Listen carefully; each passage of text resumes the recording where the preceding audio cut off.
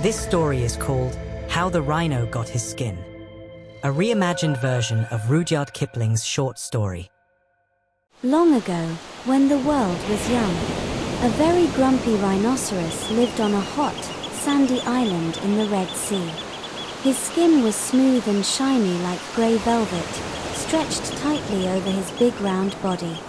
But even with his handsome skin, the rhino was rude.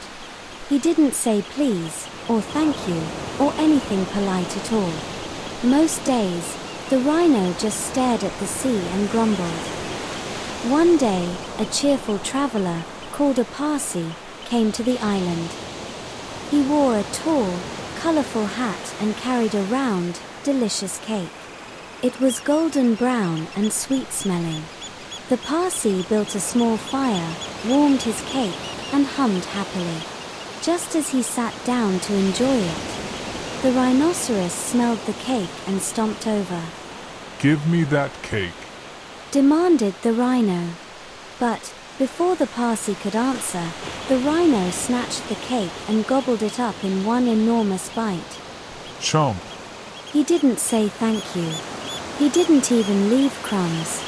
Then he waddled away, grumbling, as if he'd been the one bothered.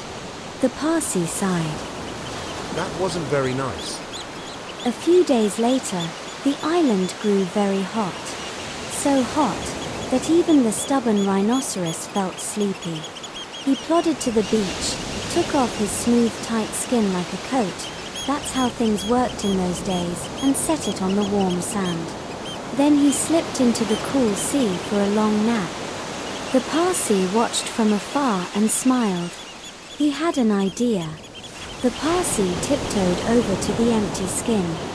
From a little bag, he sprinkled cake crumbs, all stale, dry, and itchy, inside the skin, all over from top to bottom. He brushed off his hands and said, "This will teach him not to be rude." Then he quietly walked away. When the rhinoceros came back from his swim, he slipped into his skin. And suddenly, scratch, itch, scritch, he wiggled, he rolled, he hopped, he flopped. But no matter what he did, the cake crumbs scratched and tickled everywhere. He stretched and squirmed so much that his smooth skin began to wrinkle and fold. It got bunchy and bumpy, and stayed that way forever. Now his skin hung in thick, wrinkly folds.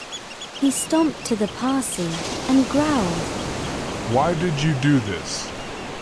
The Parsi answered, "Because you stole my cake and were not polite. Remember to use your manners." The rhinoceros didn't say a word. He still grunted and snorted. But after that day, he was a little less rude. So, if you ever see a rhinoceros, you'll notice his wrinkly, itchy skin, and you will know how he ended up that way. And maybe, just maybe, he's learned to say please and thank you too. But I wouldn't count on it.